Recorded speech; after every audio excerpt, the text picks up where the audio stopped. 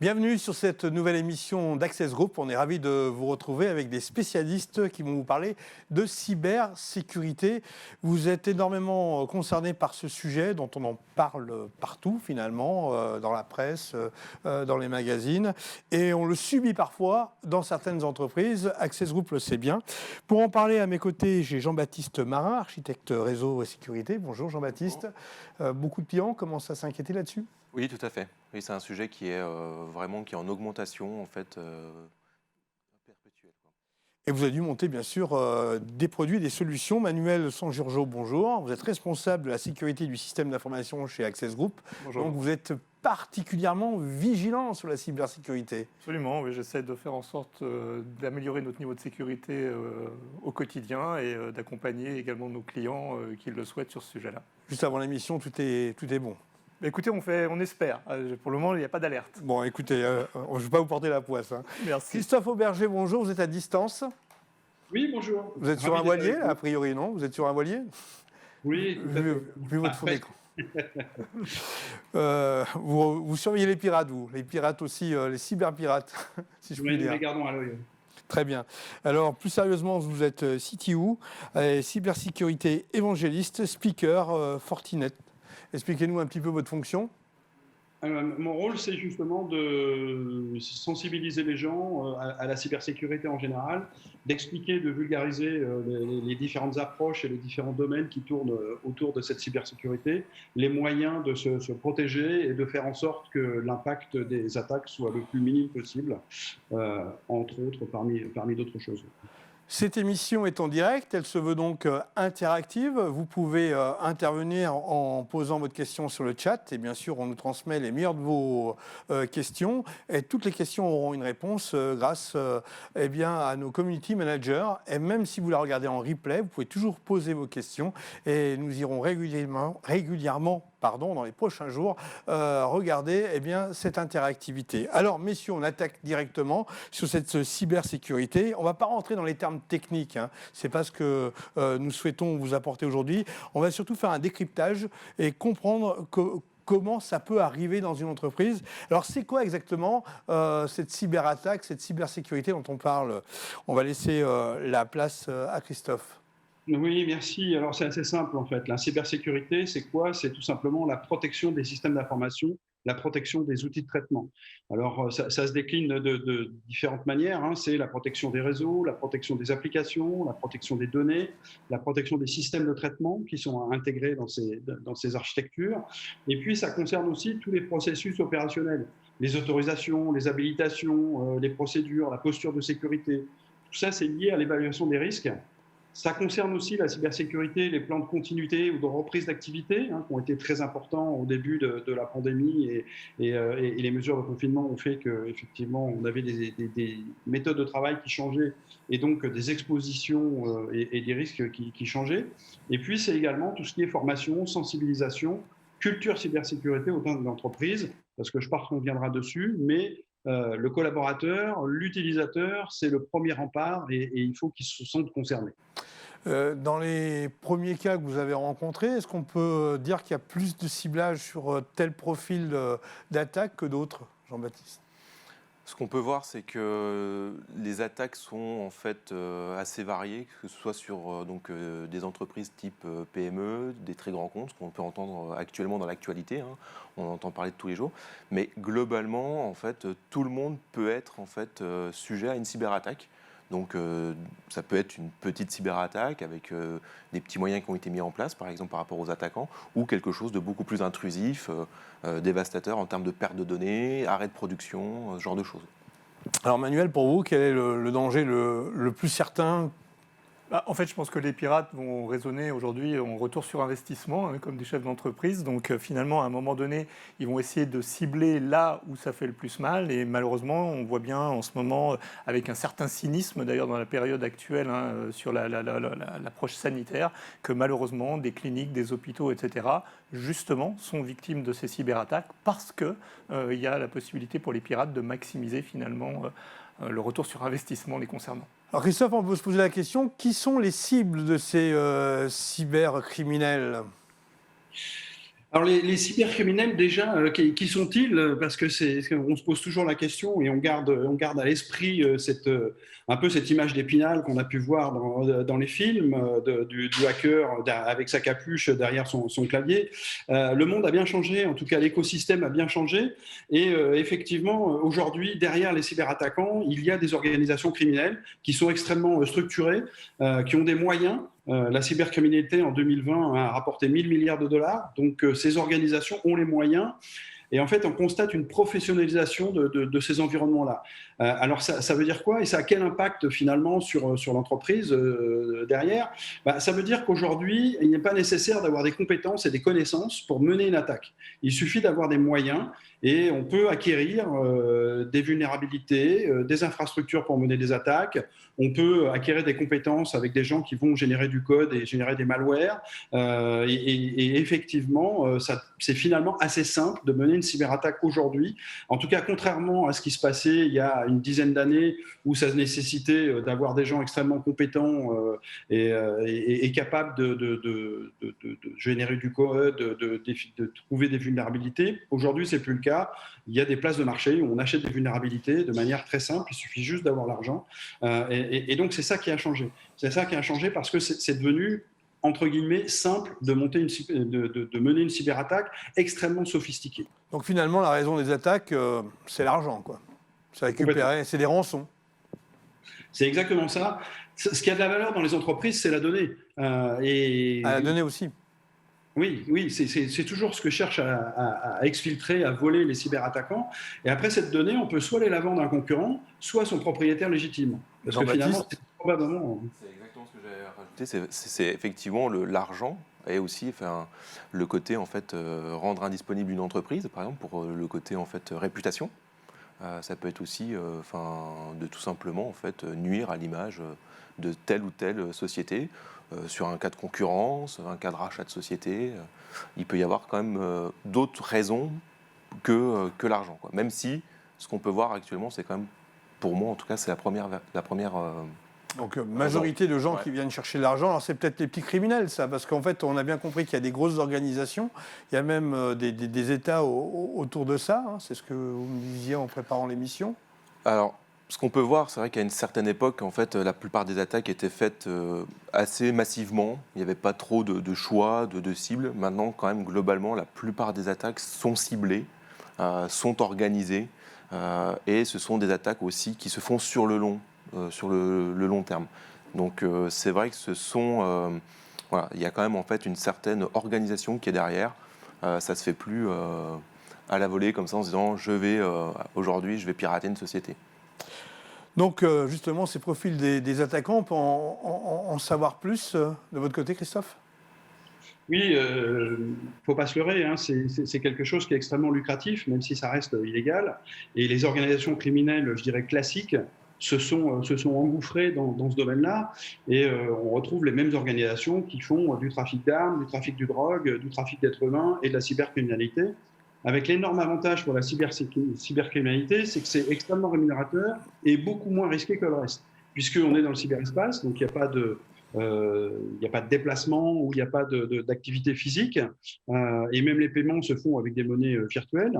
Et en plus, les risques encourus sont en général, même si les législations commencent à changer, sont en général moins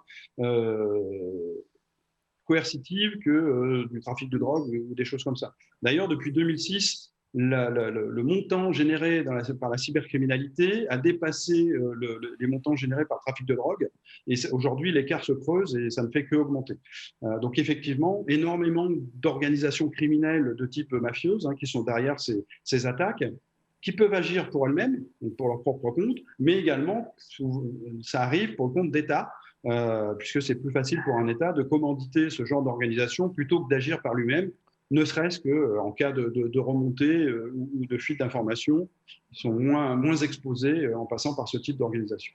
On a une question toute simple. Pourquoi une entreprise plus qu'une autre? C'est un peu le jeu de la loterie? Je pense que c'est en fait une question d'opportunité à un moment donné. Donc effectivement, par le passé, il y avait des logiques de secret industriel, donc ça existe toujours aujourd'hui, et ça va concerner effectivement plutôt des États ou de la concurrence.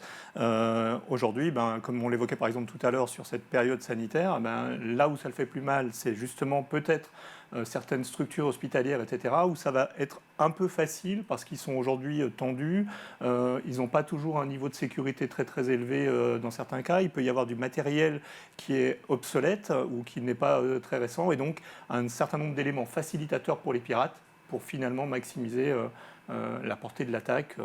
Aujourd'hui, on voit souvent de type ransomware, quoi. Alors une première question vient d'arriver, pardon. Payer, c'est une bonne idée, pour l'interrogation. Alors, vas-y, je te laisse, Manu.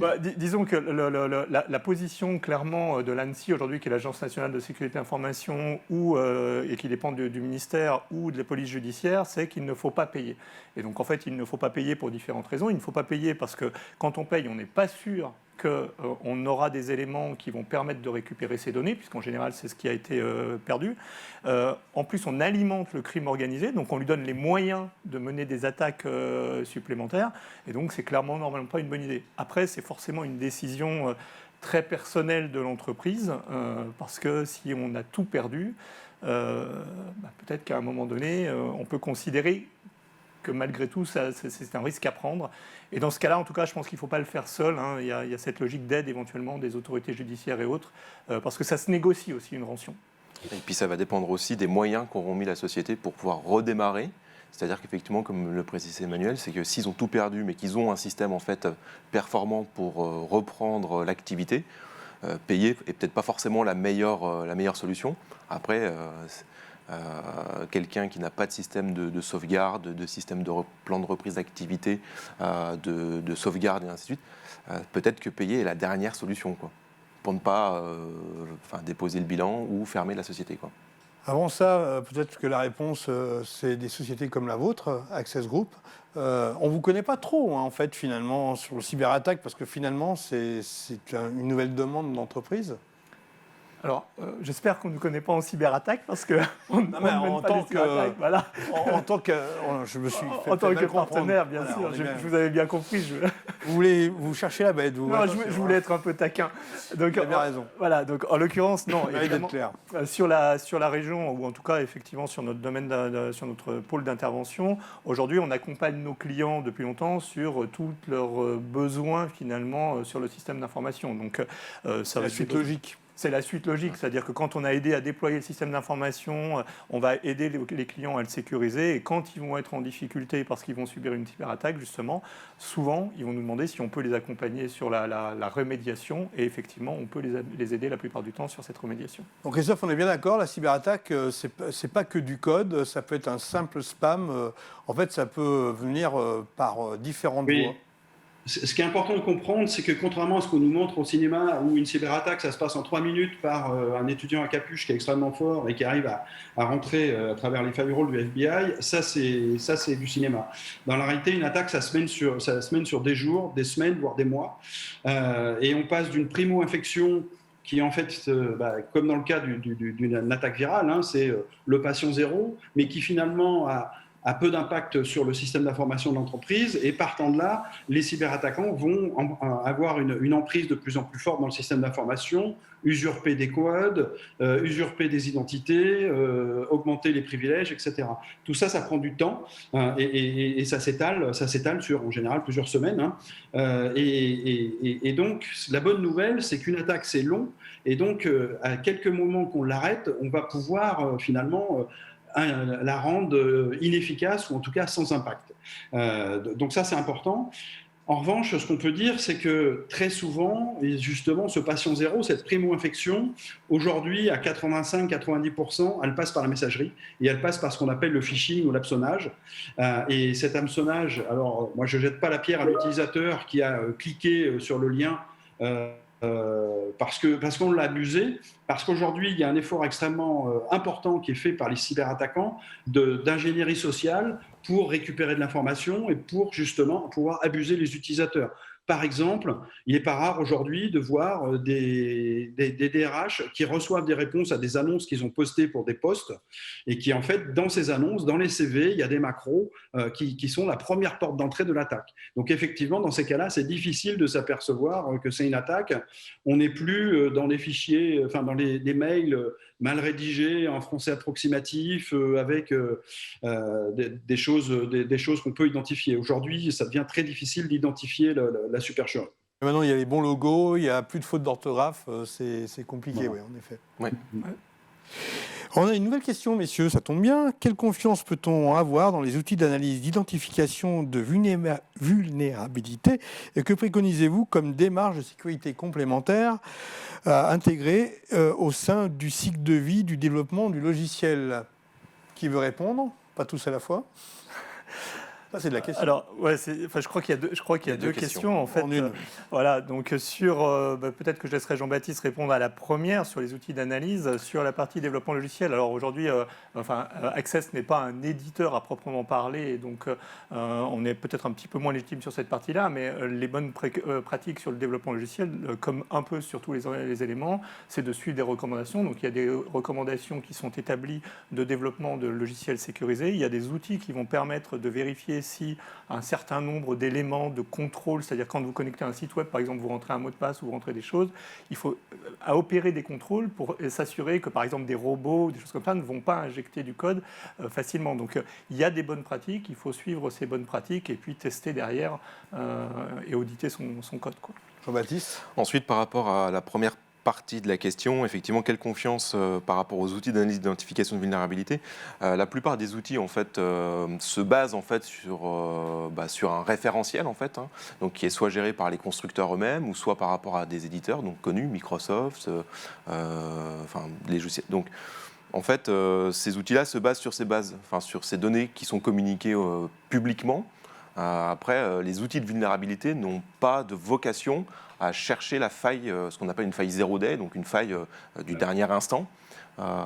Donc en gros, c'est sûr que si on cherche en fait à se protéger par rapport à des vulnérabilités pas connues, parce que c'est ça, hein, les outils de vulnérabilité vont analyser le parc et vont être capables de dire à tel moment, votre ordinateur n'est pas mis à jour. Il faut effectivement s'orienter en fait sur d'autres produits qui seront capables effectivement de détecter un comportement anormal sur un ordinateur. Mais là, du coup, c'est plus sur de la faille de vulnérabilité classique. Tout à fait. Christophe? Je voulais juste, c'est tout à fait exact, hein. Il y a les deux types de vulnérabilités. Les outils ne vont fonctionner que sur les vulnérabilités connues. Les vulnérabilités inconnues, ou ce qu'on appelle les 0D, ne seront pas découvertes par ces outils-là. Ceci étant, si on arrive déjà à supprimer toutes les vulnérabilités connues, on a déjà une posture de sécurité qui est correcte et qui permet d'être beaucoup plus serein, puisqu'aujourd'hui, 80% des attaques sont sur des vulnérabilités connues, hein. Donc déjà, on a supprimé le gros du risque. En tout cas, si je comprends bien, messieurs, de manière générale, quand on constate une attaque, c'est quasiment déjà trop tard. Alors, oui et non. Il y a deux choses. Effectivement, dans l'esprit des gens, quand on parle attaque et quand on parle cybersécurité, l'objectif, c'est la protection, c'est-à-dire empêcher l'attaque de rentrer dans le système d'information. Là, aujourd'hui, compte tenu de la sophistication des attaques, des moyens des cybercriminels, de la surface d'attaque des entreprises, de la transformation numérique, on sait qu'il y a un certain nombre d'attaques qui passeront. C'est-à-dire qu'on ne peut pas garantir qu'aucun élément du système d'information ne sera jamais compromis. Alors, il y a une deuxième étape, après la protection, il y a la détection. Parce que, comme on le disait tout à l'heure, une attaque, ce n'est pas quelque chose qui est mené de manière monolithique à un instant T. C'est quelque chose qui va se dérouler dans le temps, qui va avoir un début et une fin, et entre ce début et une fin, il va y avoir un laps de temps assez long. On peut parler de minimum de jours, mais en général plutôt de semaines, voire de mois. Et que tant que l'attaque n'a pas abouti, il n'y a pas eu exfiltration de données, il n'y a pas eu chiffrement, il n'y a pas eu demande de rançon. Et quel que soit l'endroit où on l'arrête entre ces deux points, c'est gagné pour le défenseur, puisqu'en fait l'attaque est inopérante. Et donc la détection, l'objectif de détection, c'est de pouvoir détecter une attaque qui est déjà là, mais qui n'a pas abouti avant justement l'exfiltration de données ou le chiffrement. Donc tout le jeu de la détection est là. Donc on ne peut pas dire que c'est vraiment trop tard. Ce qu'on peut dire, c'est qu'effectivement, on a eu une primo-infection, on a potentiellement du code malveillant dans le système d'information, mais l'attaque n'a pas abouti. Et si on est capable de la détecter et de se rendre compte qu'on a été sous attaque avant l'exfiltration, avant l'activation, en quelque sorte, finalement, c'est gagné si on est capable de l'arrêter. Donc cet aspect détection est extrêmement important aujourd'hui. C'est là où Access Group interagit avec la Cyberalliance. La cyber-résilience, oui. En l'occurrence, l'idée, elle est, comme vient de l'évoquer Christophe, c'est de dire, à partir du moment où on ne peut pas arrêter une attaque, on ne peut pas être certain d'arrêter 100% des attaques, c'est comment, finalement, on essaye de faire en sorte que l'attaque qui a réussi nous perturbe le moins, voire ne nous perturbe pas du tout. Et donc, effectivement, là, il va falloir travailler un peu sur des manières. Comment vous abordez ça chez Access Group ? Aujourd'hui, on l'aborde. En fait, on essaye de capitaliser sur. On a entamé une démarche en fait, de certification ISO 27001, qui est une démarche assez cadrée, on va dire, où on part d'une analyse de risque, on met en face un plan d'action pour résoudre, ou traiter les risques qu'on a identifiés. On contrôle si on est et on s'audite pour vérifier qu'effectivement, on traite bien ces risques. Et puis derrière, on s'améliore de manière continue. Il y a une logique, si vous voulez, d'amélioration continue. Donc à partir du moment où on capitalise sur cette partie-là, et donc on va mettre en place un peu certains éléments qu'a évoqué aussi Christophe tout à l'heure, c'est-à-dire la sensibilisation des collaborateurs. C'est clair que dans la mesure où ils vont souvent être l'objet de la sollicitation des cyberattaquants, il faut déjà les sensibiliser, les former. Voilà. C'est un des premiers points déjà. Cyber-résilience, comment vous l'abordez chez les clients ? Alors nous, chez les clients, c'est vrai que sur la partie, donc sur l'équipe technique d'Access, en fait, on va être effectivement, comme l'expliquaient mes collègues, il y a effectivement le côté protection. Donc là, on va s'assurer effectivement, en fait, de façon périodique, donc en fonction du choix du client, de l'accompagnement qu'il aura choisi avec nous, de faire effectivement une revue régulière en fait de ces équipements de sécurité pour qu'ils soient effectivement toujours entre guillemets bien mis à jour, bien configurés. Et puis après, effectivement, par rapport à la cyber-résilience, c'est de se dire comment je peux m'assurer qu'en cas d'encryption, de piratage, comment je redémarre. Donc là, du coup, il y a également l'autre mécanisme, c'est la sauvegarde. C'est comment je fais pour remettre en route en fait mon organisation, récupérer mes données, et puis après en fait c'est effectivement nous on accompagne aussi nos clients sur par exemple sur des tests. Voilà, donc c'est de faire une fois par an par exemple. On a certaines organisations qui font une fois par an un test de PRA, donc ils éteignent un site et on redémarre un deuxième site pour s'assurer que on a bien la reprise d'activité qui va bien fonctionner, quoi. Un suivi du client, de l'information, du partage. En fait, c'est vrai que sur la partie cybersécurité, c'est que il y a des années de ça, on posait des équipements de sécurité, puis en fait, on les mettait dans le placard et puis on les oubliait, quoi. On a acheté le brouillon antivirus qui est un peu remplacé par le Men in Black aujourd'hui dans pas mal d'entreprises. Mais c'est vrai que... Non, mais j'exagère. Oui, compléter, oui, bien sûr. En fait, c'est vrai que la cybersécurité, en fait, finalement, c'est pas statique. En fait, ça bouge continuellement. Les produits évoluent continuellement. Les attaques évoluent également. Donc, c'est vrai qu'il y a un vrai travail de suivi de son système d'information. C'est comme dans la question précédemment, les mises à jour. Effectivement, il y a des années, on se disait, c'est bon, l'ordinateur, on le met pas à jour, c'est pas très grave. Maintenant, c'est plus une bonne pratique, quoi. Donc, il y a tout le monde est conscient, même sur un plan personnel. Prenez votre iPhone, par exemple. Je vois que vous avez... Ça, c'est Apple qui vous rappelle régulièrement de changer de nouvelle version. Donc, c'est dans le même principe, finalement. Exactement, c'est le même principe. Alors, il y a de la formation aussi, parce qu'il faut quand même suivre ses clients. Et les sensibiliser, c'est bien, mais à un moment donné, il faut peut-être quelques bons tuyaux, si je puis me permettre. Oui, en fait, il y a différents niveaux. C'est-à-dire qu'il y a peut-être pour tous, de toute façon, une sensibilisation. En tout cas, chez Access, effectivement, on a une logique aujourd'hui lors de l'intégration d'un nouveau collaborateur. Dès le premier jour, il y a certains critères qui sont nécessaires. Il faut parler d'hygiène de sécurité. Typiquement, l'hygiène au niveau des mots de passe, les règles sur ces mots de passe sont très importantes, puisque c'est peut-être déjà un des premiers remparts pour les cyberattaquants quand ils vont essayer de se connecter.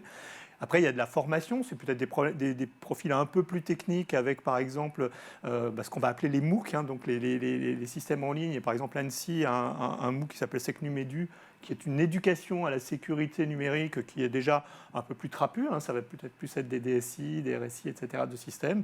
Et puis après, il y a des formations très spécialisées sur des produits comme ceux de Fortinet, par exemple, comme sur des produits sur l'analyse de risque, aussi sur de l'organisation, etc. Et donc, effectivement, il y a tous ces dispositifs qui contribuent à la formation. Finalement, Christophe, est-ce que vous sentez, vous qui côtoyez beaucoup de monde et d'entreprises différentes à travers l'Hexagone, est-ce que vous sentez que les chefs d'entreprise sont vraiment sensibilisés à tout cela ? Alors, on a senti en tout cas une évolution de ce côté-là. Et quelle que soit la taille des entreprises, aujourd'hui, la cybersécurité, ça ça a une oreille au niveau de la direction générale, ce qui n'était pas forcément le cas il y a quelques années. Alors ça ne veut pas dire qu'il est facile de passer tous les projets et que tout va pour le mieux dans le meilleur des mondes, mais en tout cas, effectivement, les directions générales sont sensibilisées à la cybersécurité, aux risques, et on commence à avoir des vraies politiques de sécurité, des vraies politiques de sensibilisation, des vraies politiques de culture de cybersécurité, parce qu'en fait, la cybersécurité est le premier maillon de la chaîne qui est l'utilisateur. Ce qu'on lui demande, ce n'est pas tant d'avoir des compétences techniques en termes de cybersécurité, c'est finalement d'avoir du bon sens. On parlait tout à l'heure d'hygiène, c'est exactement ça. C'est-à-dire, si je reçois un message dont je ne connais pas l'expéditeur et qui me demande de cliquer sur un lien, il faut peut-être que je me pose 2 fois la question avant de cliquer dessus, parce que pourquoi cette personne m'envoie ce lien, qu'est-ce qu'il cherche à faire. Je vous coupe, mais souvent on reçoit des liens avec des noms de personnes qu'on connaît à l'intérieur du lien. On se dit, ah tiens, c'est peut-être le copain du voisin ou du collègue. En fait, en cybersécurité, on est exactement dans le monde des mesures contre mesures. C'est-à-dire, à chaque fois qu'on prend une mesure pour se protéger d'un risque, les cybercriminels vont essayer de la contourner. Donc, à chaque fois qu'on forme les utilisateurs à être un peu plus vigilants, eh ben, les cybercriminels vont investir dans de l'ingénierie sociale pour essayer justement d'abuser les utilisateurs. Et c'est vrai que dans certains cas aujourd'hui, notamment dans les attaques ciblées, on arrive à un niveau de personnalisation d'hameçonnage, même d'hameçonnage ciblé, qui est extrêmement sophistiqué, qui va extrêmement loin. Et effectivement, ça rejoint ce qu'on disait tout à l'heure, le fait qu'on ne pourra pas garantir qu'aucun élément du système d'information ne sera jamais compromis, parce qu'en plus, c'est très favorable à l'attaquant. L'attaquant, il suffit qu'il réussisse une fois pour aller mettre la première graine et la première infection de son attaque. Alors que l'entreprise, elle doit avoir tous les collaborateurs qui ne cliquent jamais sur le lien. Et donc ça, effectivement, c'est assez compliqué et on sent bien que l'avantage est à l'attaquant. Pour autant, ça ne veut pas dire qu'il faut baisser les bras, ça ne veut pas dire qu'il faut arrêter de donner cette culture aux gens. Et ça évolue quand même, parce que ne serait-ce qu'à titre personnel, les gens commencent à prendre conscience de cet écosystème de cybercriminels qui existe, et ils savent très bien, il y a déjà des particuliers qui se sont fait attraper par des ransomware, donc les gens sont un peu plus conscients de ça. Et on arrive à les identifier, ces cyberattaquants, là, ou d'un moment, parce qu'ils sont de plus en plus nombreux, j'imagine qu'il y en a quelques-uns qu'on arrive à choper, comme on dit. Oui, ça arrive, mais c'est très difficile parce que, évidemment, ce ne sont pas des gens qui agissent forcément de France. Souvent, ils sont domiciliés dans des pays où les lois sont un peu plus laxistes, on va dire, sur ce domaine-là. Et puis, ce n'est pas évident de remonter à la source. Parce qu'en général, il y a de multiples rebonds, ils ont des centres de contrôle qui sont hébergés ailleurs, donc c'est pas simple de remonter à la source. Et puis pour une entreprise, si on parle dans la vraie vie, l'objectif c'est pas forcément de faire arrêter le cybercriminel, c'est de faire en sorte qu'il n'y ait pas d'impact sur le système d'information. On est bien d'accord. Pas de production. On a une nouvelle question. Que préconisez-vous en premier geste lors de la détection d'une intrusion, voire une attaque auprès du système d'information d'une entreprise ? Jean-Baptiste ? Je dirais de nous contacter dans un premier temps. Facile. Et après, je dirais, par exemple, de s'assurer que, par exemple, le système de sauvegarde soit isolé, par exemple, pour au moins protéger en fait les données, tout simplement, quoi. Oui, je pense qu'une bonne pratique, alors ça va dépendre évidemment de l'attaque. Comment vous, Access Group, par exemple ? Aujourd'hui, la recommandation, s'il devait y avoir une attaque, au moment où on le sait, c'est d'isoler les systèmes attaqués. Ce n'est pas forcément de les éteindre, donc ça peut être de les déconnecter si c'est possible. Ce n'est pas toujours possible, mais c'est de les débrancher du réseau, de les isoler, pas forcément de les éteindre pour qu'on puisse quelque part en faire une image qui va justement pouvoir être analysée, qui va nous permettre éventuellement de remonter à l'attaquant. Ça peut être cette recommandation-là déjà. À prendre en compte, quoi. Après, évidemment, ça va dépendre de l'attaque. En tout cas, on l'a bien compris, à travers vos différentes expériences et clients, vous avez une vraie expertise sur le sujet. Finalement, là où il faut faire très attention, c'est au niveau de l'humain, parce que c'est de la techno, et si on ne fait pas d'erreur de manipulation, et Dieu sait qu'on peut en faire au quotidien parce qu'on est très sollicité, on peut déjà éviter plein de cyberattaqueurs. Oui, tout à fait.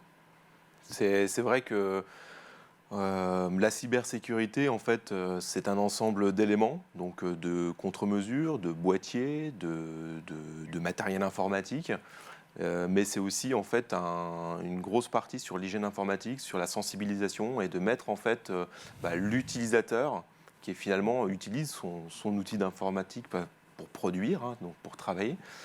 Donc effectivement, pour le sensibiliser en fait, et le mettre au cœur en fait. En fait, il y a une cohérence dans la globalité. Il y a le réseau de l'entreprise, il y a finalement la formation des gens pour bien utiliser ce réseau, et derrière ça, il y a aussi la vigilance qu'ils doivent avoir, que vous apportez souvent par rapport aux différents échanges. Oui, absolument, c'est ça. De toute façon, il y a un engagement de la direction, il y a une politique d'entreprise vraiment pour prendre en compte la sécurité comme un élément fort de la stratégie de l'entreprise.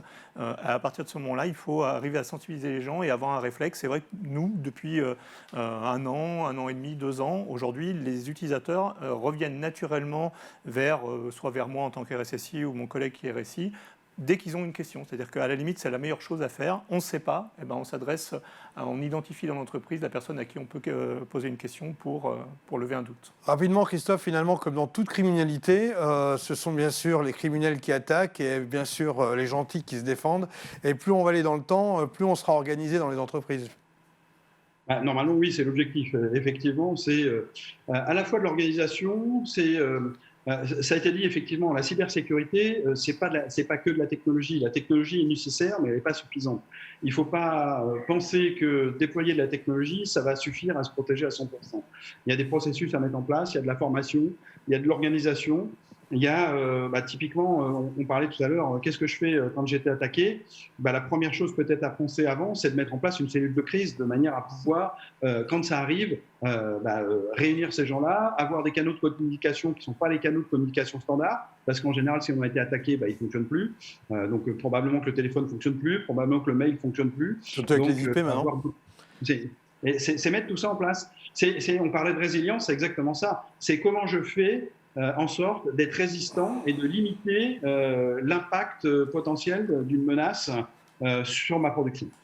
Voilà, pas de psychose dans les entreprises. En tout cas, merci de nous avoir suivis. Merci Christophe pour cette vision globale des différentes entreprises que vous côtoyez. Access Group, merci à la fois à Manuel et Jean-Baptiste pour vos yeux aiguisés et experts sur le sujet. C'est l'humain, donc avertissez vos collaborateurs et vous-même en tant que dirigeant, soyez vigilants, il faut toujours montrer l'exemple. Merci de nous avoir suivis. Si vous avez encore des questions, n'hésitez pas à les poser sur ce chat ou d'interpeller nos différents interlocuteurs. Vous trouverez facilement le mail à la suite de cette émission pour les contacter directement. À très bientôt et merci de faire confiance à Access Group.